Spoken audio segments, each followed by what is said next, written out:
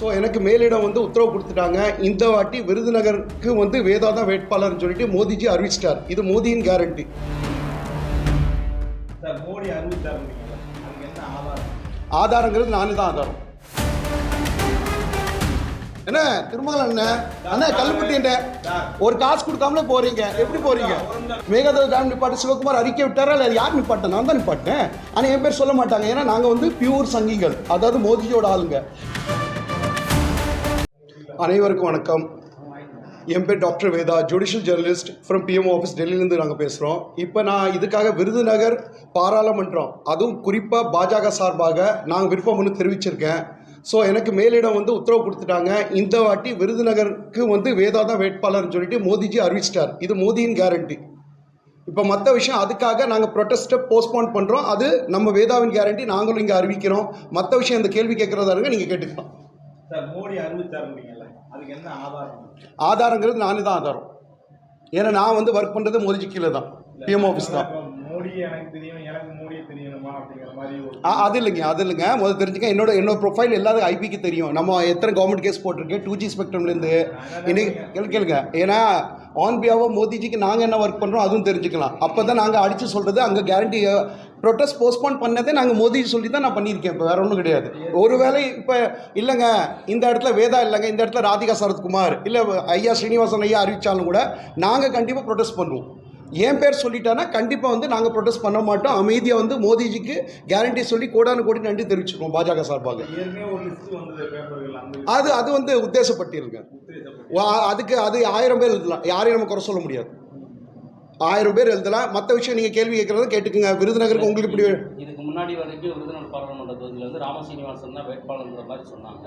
ஆனால் இப்போ வந்து அவர் திருச்சிங்கிறாங்க. இப்போ நீங்கள் வந்துட்டு நான் தான் வேட்பாளர்ன்றீங்க. இது ரெண்டுக்கு என்ன சம்மந்தம் இருக்குது, என்ன வேறுபாடு? வேறுபாடுக்கு சிம்பிள் தாங்க, வேறு ஒன்றும் கிடையாது.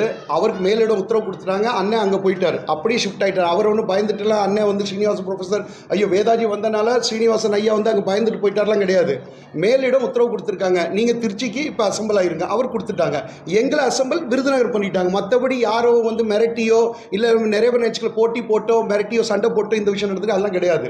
சுமூகமாக வந்து எனக்கு வேதாங்கிறது விருதுநகருக்கு தான், திருச்சிங்கிறது அண்ணன் ஸ்ரீனிவாசனுக்கு தான் அறிவிச்சிட்டாங்க. இதுதான் ரியல் ஃபேக்ட். இது சொல்கிறது தான் நாங்கள் இந்த இடத்துக்கு நாங்கள் வந்திருக்கோம். இந்த விஷயத்தில் வேறு ஏதாவது கேள்வி ஆமாம், அதனால தான் அவர் அண்ணன் போயிருக்காருங்க. ஆமாம் இல்லை அது இன்னைக்கு கழிச்சிட்டாங்களே. இன்னைக்கு கழிச்சிட்டு அவங்க திருநெல்வேலியும் தூத்துக்குடி கேட்டிருக்காங்களே. இன்னைக்குள்ள ரிப்போர்ட் நான் உங்கள்கிட்ட சொல்கிறேன். இன்னைக்கு வெளிப்படையாக அவங்க திருநெல்வேலியும் தூத்துக்குடி கேட்டிருக்காங்க. இப்போ வேற ஏதாவது கேள்வி கேட்டு மோடிஜி வந்து உங்களுக்கு கேரண்டி கொடுத்துட்டாரு இல்லையா? அப்போ அவரை மீறி, மோடிஜியை மீறி தமிழக பாஜக வந்து உங்களுக்கு எதிராக செயல்பட வாய்ப்பு இருக்குன்றீங்களா? இல்லை அவர் வார்த்தைக்கு மரியாதை கொடுக்காம யாருமே செயல்படலைங்க. ப்ராக்டிக்கலாக சொல்கிறேன். நம்ம அண்ணன் வந்து அண்ணாமலைஜியோ எனக்கு வந்து கேரண்டி தான் கொடுத்தாரு, வேதாஜி உங்களுக்கு தான். இது என்னன்னா எங்களோட ஆர்வக்கோளாறு சொல்லிக்கலாம், ஒரு திருப்தி அடையணும் இல்லையா? இப்போ மேலே யார் சொன்னால் நம்ம ஃபைனலைஸ் ஆகும்னு சொல்லி இப்போ அண்ணன்ட்ட கேட்டோம்னா, அண்ணாமலைஜியை கேட்டோம்னா அவர் என்ன சொல்லுவார், இப்போ நான் பட்டியலில் இருப்பேன் ஒன்லி போஸ்ட்மேன். அப்போ நாங்கள் போஸ்ட்மேன் வச்சு நாங்களாம் கேரண்டிக்கு வர முடியாது. அப்போ யாரை வச்சு கேரண்டி கேட்பேன்? நட்டாஜிட்ட கேட்டால் நீ அமித்ஷாட்ட கேளுன்னு சொல்கிறாங்க, அமித்ஷாஜி கேட்டால் நீ மோடிஜிட்ட கேளுன்னு சொல்கிறாங்க. அப்போ டேரெக்டாக மோடிஜி வச்சு நாங்கள் நேற்றுக்கே வந்து பிஎம் ஆஃபீஸில் அந்த பஞ்சாயத்தில் முடிச்சாச்சு. அவங்க எனக்கு கேரண்டி கொடுத்துட்டாங்கப்பா, வேதா உனக்கு தான்ப்பா விருதுநகர், வேறு யாருக்கு சீட் கிடையாது. அது வரைக்கும் நீ பொறுமையாரு, NH-44 இந்த ப்ரொட்டஸ்ட் பண்ணாத, தேவையில்லாத வேலை வேண்டாம், இப்போ ரொம்ப சென்சிட்டிவ் டைம், கொஞ்சம் பேக் அடிச்சுக்குன்னு சொல்லி உத்தரவு கொடுத்துருக்காங்க. நானும் அவங்களுக்கு உத்தரவு கொடுத்துட்டேன். ப்ரொட்டஸ்ட் வந்து போஸ்ட்போன் எப்போ வரைக்கும், என்னோட பேர் வர வரைக்கும். இன்கேஸ் எதாவது நெகட்டிவ் ஆச்சுன்னா நாங்கள் வந்து என்னோட பவரை நான் காமிச்சு தான் ஆகுன்னு சொல்லிட்டேன். தொகுதியில் நாங்கள் யாரும் நாங்கள் பவர் காமிக்கணும் இல்லையா? எங்கள் பின்னாடி மக்கள் இருக்காங்கன்னு சொல்லி அனைத்து மக்கள், நாட் ஓன்லி நம்ம கம்யூனிட்டி, அனைத்து. இப்போ இவங்கெல்லாம் தேவேந்திர குல வேளாளர்கள் தான். இவங்க எனக்கு சப்போர்ட் பண்ண வேண்டிய அவசியம் தேவருக்கு. மற்ற இடத்துல நீங்கள் ராம்நாத் டிஸ்ட்ரிக்ட் எல்லா இடத்துலையும் பார்க்கலாம், தேவரும் தேவேந்திரனும் சண்டை போட்டிருக்காங்க. இங்கே எப்படி உட்காந்துருக்கோம்? இவங்க 3 பேர் யார்? இவரும் தேவேந்திரன் தான், இவரும் தேவேந்திரன் தான், இவரும் தேவேந்திரன் தான். சப்போர்ட் பண்ணுறாங்களா இல்லையா? நான் யார்? நான் தேவர். ஸோ இதுவே ஒற்றுமை நீங்கள் பார்க்கணும் தொகுதிக்குள்ளே. அடுத்த கேள்வி உங்க பாஜக தேசிய தலைமையே வந்து உங்களை அறிவிச்சிருச்சுன்றப்போ இங்க மாற்றம் வரும்னு ஏன் உங்களுக்கு அந்த எண்ணம் வந்திருக்குன்னு கேட்குறேன். ஏன்னா கூட்டணி கட்சி எல்லாரும் கேட்டுருக்காங்க. ஓபிஎஸ் கேட்டிருக்காரு, அண்ணன் ஓபிஎஸ் கேட்டிருக்காரு, டிடிவி அண்ணன் கேட்டிருக்காரு, தேமுதிகலேருந்து டிமாண்ட் விருதுநகர் வந்துச்சு. உங்களுக்கு தெரியும், எந்த கூட்டணி கட்சி இருந்தாலும் விருதுநகர் அட்டாக் பண்ணுறாங்க. ஸோ நான் என்ன சேஃப் பண்ணிக்கணுமா இல்லையா? அதுக்கு தான் இந்த பேட்டியில் நாங்கள் அடித்து சொல்கிறோம். எது இருந்தாலும் மோதிச்சு பேசுங்க விருதுநகர் சப்ஜெக்ட்டுக்கு. வேற எந்த தொகுதியும் எடுத்துக்கோங்க, விருதுநகர் வந்துட்டாலே மோடிஜிட்ட டைரக்டா வந்து சொல்லிருச்சுன்றப்போ உங்க மாநில தலைமையில வந்து இல்லைங்க, அது நடக்கும், அந்த சொதப்பல் நடக்கும். ஏன்னா அவரே வந்து அண்ணாமலைஜி என்ன பண்ணுவார் தெரியுமா, இப்போ 10 பேர் நீங்கள் கேட்குறீங்கன்னா சரிங்க உங்கள் கோரிக்கையை வந்து மேலே ஏற்றிக்கிறேன்னு சொல்லிட்டு அண்ணனே சொல்லிடுவார். ஸோ அவரை நம்ம குறை சொல்ல முடியாது, அண்ணாமலைஜிக்கு எந்த குறையும் சொல்ல முடியாது. அவரும் பாவம் அங்கே ஆர்டர் கேட்டு தான் அவர் வேலை பார்க்குறாரு. அதே மாதிரி நாங்களும் அதே மாதிரி தான் ஆர்டர் கேட்டு தான். ஆனால் ஒரு இருக்குமா பயம் மனசுக்குள்ள, என்ன இவ்வளோ நாள் நாங்கள் போராடுறோம், ஏதோ ஃபைனலைஸ் பண்ணுமோ, இது மற்ற கட்சி மாதிரி கிடையாது. நீங்கள் திமுகனா ஒரு மாவட்டம் சொன்னால் முடிஞ்சு போச்சு, அதிமுகனா ஒரு மாவட்டம் சொன்னால் முடிஞ்சு போச்சு. பாஜக அப்படி கிடையாது, மாவட்டம் எல்லாம் டம்பி. இங்கே எப்படி மாநிலமும் டம்பி, எங்கே போய் நிற்கணும், டெல்லியில் போய் நிற்கணும்.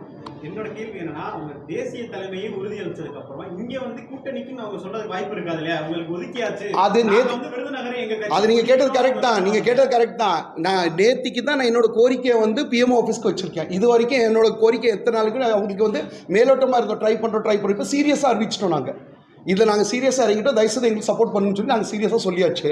அதுக்கு மேலிட வந்து மோடிஜி வந்து மோடிஜி கேரண்டி என்னென்னா வேதாவுக்கு தான் இந்த தொகுதின்னு சொல்லிட்டாங்க. ஐபி ரிப்போர்ட் எனக்கு தான் ஃபேவராக வந்திருக்கு. ஏன் வந்திருக்குன்னா அதுவும் சொல்லிடுறேன்.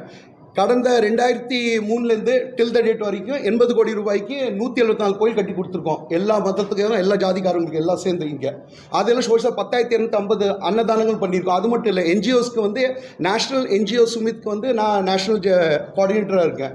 ஸோ எனக்கு கீழே இங்கே 3000 என்ஜிஓஸ் வந்து எனக்கு சப்போர்ட்டாக ஒர்க் பண்ணுறதுக்கு ரெடியாக இருக்காங்க. அப்புறம் மகளிர் அணி தனியாக சுயஉதவி குழு அவங்களும் 3000 பேர் சப்போர்ட்டாக இருக்காங்க. ஸோ ஒரு பெரிய நெட்வொர்க். அது மட்டும் இல்லை, பூத் ஏஜென்ட்டுக்கு 23,005 பேர் வந்து எங்களுக்கு ஆல்ரெடி 2 வருஷமாக வந்து நான் பிளான் போட்டு நாங்கள் வந்து ஃபீல்டுகளில் வச்சுருக்கோம். இப்போ எதுக்கு தெரியுமா வெளிச்சத்துக்கு வரல இந்த விஷயங்கள்லாம், லாஸ்ட்டில் வந்தேன் நான். லாஸ்ட் ஒரு 40-60 டேஸ் தான் நாங்கள் இந்த ஒர்க்கிங் வந்து பூஸ்ட் பண்ணோம். இதுக்கு முன்னாடி 2 வருஷமாக யார் இருந்தால் எங்கள் அண்ணன் ஸ்ரீனிவாசன் ஐயா இருந்திருக்கார். அதை நம்ம குறை சொல்ல முடியாது. அவருக்கும் ஆர்எஸ்எஸ்லேருந்து சொன்னாங்க நீங்கள் ஒர்க் பண்ணுங்கள், எனக்கும் அதே விஷயம் தான், அதே கேட்டகரி அதே ஆஃபீஸு மேலேருந்து உத்தரவு சொல்கிறப்ப எங்களுக்கும் அதே உத்தரவு தான் வந்து கொடுத்துருக்காங்க. ஸோ இப்போ வந்து பிளானிங் சேஞ்ச் ஆயிருக்கு, வேறு ஒன்றும் கிடையாது. இருக்கக்கூடிய திருமங்கலம் பகுதி மக்கள் வந்து இந்த டோல்கேட்னால வந்து தேர்தலை புறக்கணிக்கணுன்றாங்க. அப்படி இருக்கக்கூடிய சூழ்நிலையில நீங்க எப்படி வந்து மக்களுடைய இப்போ சூப்பர் கேள்வி, அவங்க எதுக்கு புறக்கணிக்கிறாங்க நீங்களே சொல்லுங்கள், எதுக்கு புறக்கணிக்கிறாங்க? இப்போ டோல்கேட் வந்து விதிமுறைக்கு மீறி இப்போ என்னோட மேனிஃபெஸ்டோ என்ன இருக்கும் தெரியுமா, இங்கே மட்டும் இல்லை, நீங்கள் எந்த டோல்கேட் மோர் தென் 2 இயர்ஸ் போயிடுச்சா, அது 3வது வருஷம் சட்டத்தில் இடம் இருக்குது, 3வது வருஷத்துல டோல் வந்து வசூல் பண்ணக்கூடாது. அதுக்கு நாங்கள் கேரண்டி கொடுக்குறோம். சட்ட ரீதியாக வந்து அதை நாங்கள் கேன்சல் பண்ணுறதுக்கு நாங்கள் கேரண்டி கொடுத்துருப்போம்.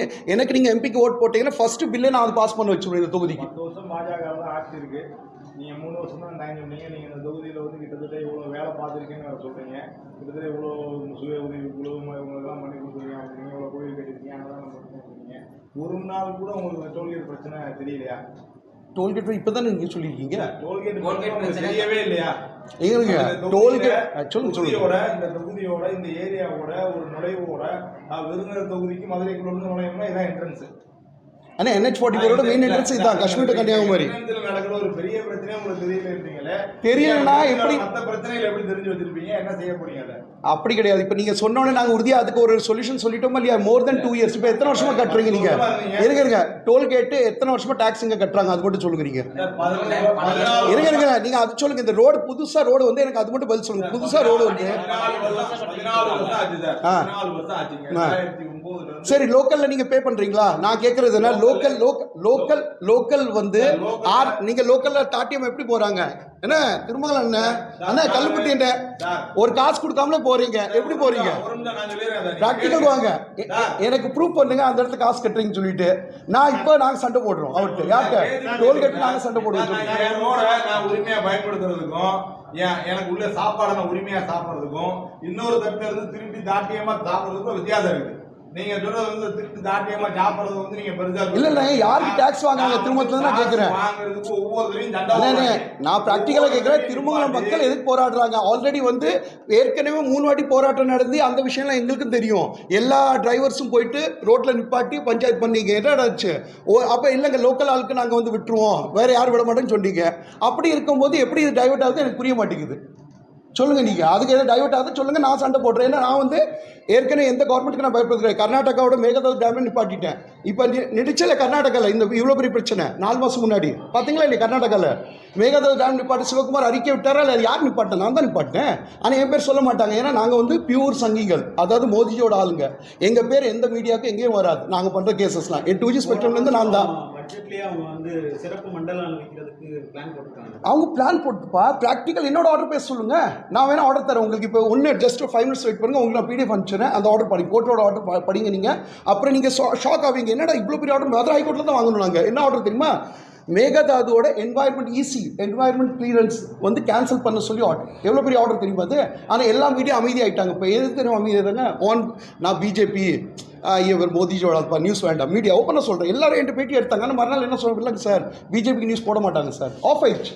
இது ப்ராக்டிக்கல் ட்ரூத், இது வெளிப்படையாக சொல்கிறேன், இதில் எந்த திரைமுறையும் கிடையாது. இதில் அதுக்காக ஐயோ மீடியா பின்னாடி நம்ம ஜாலரா போட்டு அதெல்லாம் கிடையாது. நானும் ஒரு ஜுடிஷியல் ஜேர்னலிஸ்ட் தான், நீங்களும் எங்கள் பங்காளிங்க தான். நீங்கள் படுற கஷ்டம் எனக்கும் தெரியும். ஏன்னா உங்கள் கிரவுண்ட்லேருந்து நானும் வந்துருக்கேன். நான் க்ரைம் ரிப்போர்ட்டர்லேருந்து 20 வருஷம் முன்னாடி க்ரைம் ரிப்போர்ட்டர். அது படிப்படியாக தான் நாங்கள் இந்த இடத்துக்கு வந்தோம். எப்படி எல்லா படிப்பு முடிச்சுட்டு படிப்படியாக இந்த இடத்துக்கு இன்றைக்கி ஜுடிஷியல் ஜேர்னலிஸ்ட்டாக இருக்கிறோம்.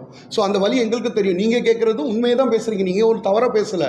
உங்கள் சைடில் ஏதோ குறைகள் இருந்தால் சொல்லுங்கள், நான் ஃபுல்ஃபில் பண்ணி தரேன் நான் சொல்கிறேன். இப்போ நீங்கள் சொன்னீங்களே அந்த பிரச்சனைகள், அது சொல்லுங்கள். என்னால் என்ன முடியுமோ சட்ட ரீதியாக என்னால் ஜெயிக்க வைக்க முடியும், அது எந்த பிரச்சனையாக இருக்கட்டும். செய்திகளை உடனுக்குடன் தெரிந்து கொள்ள உடனே சப்ஸ்கிரைப் பண்ணுங்க.